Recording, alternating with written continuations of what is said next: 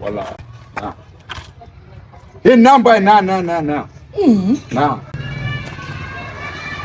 Donner from 600. Et bien, il y a là des gens qui ont tout quoi. Ko ka yala ke imam tu chama e mam tu chena be warre dinema OK nate wardima nate samedima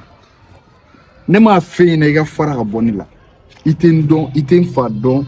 iten sumugo don ibe dala kele iyene denim jole ye felalo don ina ni joma ko bozo ni ma won tokote bozo ni ma won tokoy mo bebe ibe klatun ko fenela jotuni ka foena bilisi balata bilisi ba ni bi ganna figi de ala ba kunte mega boneka kana na fo ibe na ne ka kanusa bamako yano ikulo bina no bozo kalabanche diplôme yere de be bolo ete bozo e joni mogoy mana fili yere ma choko ke I togo dengele ni o matara faya ka fili yere ma ba foto di ni mon togo te bozo in togo de mon bébé où est le problème tiane ba tiane sa balsa samaram taw sena ake ala kama ayo na fo ba sindigo kono jago yala e fini mi yere te kana yere bolo de bo poche la kele a duguba no I fili yere ma a fere fili yere ma on te dore ko ni forasi tanjanya na billahi les asigles no wa jole ndo atado bon na fo te mon bébé dere e be ka sita jare fo de binere bangena la ne mo de ga bare ko ni bare to sita njo be mana khale bon fena me se ka mun won fiena bi à partir d'aujourd'hui ga blé kungolo la I ga mémoriser très bien ne ga vie I se mbola yenga kuma fuma bozo e be ka nyine ko ne ba ani e ba ko terima o de wa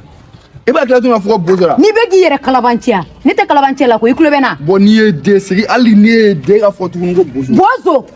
I bolo me kula fa benalan kilate ni mama na fo da men de I bolo me kula shini bozo na fo ne ko ne be wole go mon bebe be do la est-ce que kumulo ga gene no I ka kalabantia be ga juga ne te la mere I kuna jarao comme une base ne non te fera nyere furasi la sino wallahi bilan men furu sire ma no so mara na sansa tete kulu na figi nunu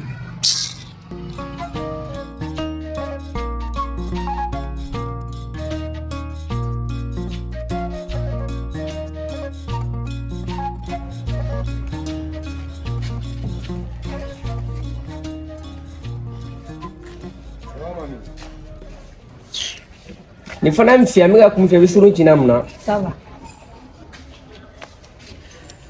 mon bébé kuma ne ya ga gad coordonné be ni na tarola o fana mkuma beta kala mageni mon bébé be nyoko fe quartier ngono kuma lo ni mo ni fe na ta jingero do aka sara ni la de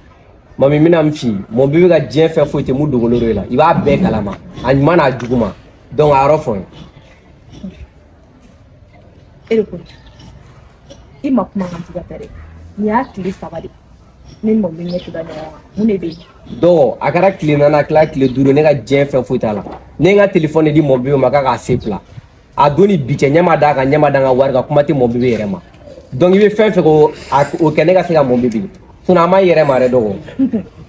ira obi mo ofleni o nyeta na mo ofla jali na mana o melo luka fila allen ke bolo ko ne na décourager mo be ka kula ya dogo ci wara ne la muta ko kanugui ako kanuwa nyaga chele ana fa foiti ne ga jien wono est ce que bien fo moi o kan no ko le dien foiti na damina ne ko ni ya mo bi ro foni na na fateka donc e fele fela ko mo foni o fenna fa fore te sene ma jien wono ya fa moi ikana woni la doble ka kule ni wona mana ka la foni dogo na ngalo ne tan ntad ni alo jangale ni le tadi dogo ni bata lo ndigana Instagram di ma di ne mi so ko ngage do est ce que kumulo ga oh donc ni a fam ça amanga lo di mon bébé maka ga si pla na dere ma quoi problème ta la ni mon bébé nyoko ngwa afa ko ni nga téléphone so ko na mo ko ba pisi la jota ere ko na mo ko ba pisi la quoi kaka yoro ni oui mon bébé ko di wo fo do nete na dajila chela e nyoko nan tesigi joga be mana nga fo na yambla yiga yambla ite mana ko era wolo dugu mo dugu ka wolo duba ko na ka moya ke bena klinga dire ko na tata e tal ninen mon bébé ba bena ne ba tamina la dugu be ngono ni mada u bolo ki deselari manen mon bébé ta ami nyoko na ko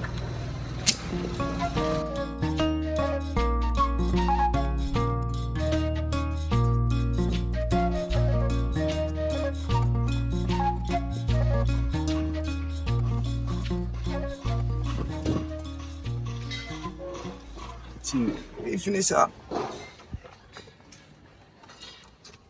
depuis kuma jumɛn ne ye mɔgɔ bila k'i wele so kɔnɔna la e mɔmi bɛ mun ci la sa non ala kama sa i bɛ fini i ka téléphone bɛ répondre kan mun de bɛ k'alo la ne ka téléphone bi n'ale ka bin wa mais o bɛ se ka kɛ cogo di ma a binna don mɛn Fobati yɔrɔ ɲɛ bɛ capo in na bon ni nana n bɛna nin d'i ma de nin ta nin non kana na fo k'i bɛna mouvement foyi kɛ k'i bɛna jama jɔ ne la est ce que i y'a faamu n'i ka senna tagama kɔni n'a bannen de pewu e mɔmi i ni cɛ ni barajugu ye n'o de fina i bila bɛɛ la ni ne bɛ ɲɔgɔn fɛ kɔni kanu na kɔni m'o fuma i sago ne b'a k'i ye mais diɲɛ kɔnɔ mun ka gɛlɛn ne ma dɔrɔn kana na mɔgɔ lamɛn baara kɛ n'i yɛrɛ hakilina dɔrɔn i ye n ka kuma faamuya bon sɛbɛn dɔ m'a kɛ cogo min na i bɛ taa ne bila n ka dingɛ kɔnɔna la i bɛ segin ni moto est ce que i y'a faamu parce que ni n ka jo dɔ fana tun kan ka na n'ale tun bɛ segin direct la mais ale ko ne ma k'ale bɛ déplacement dɔ la quoi i y'a faamu yala an k'a bila ka bɔ yan kɛ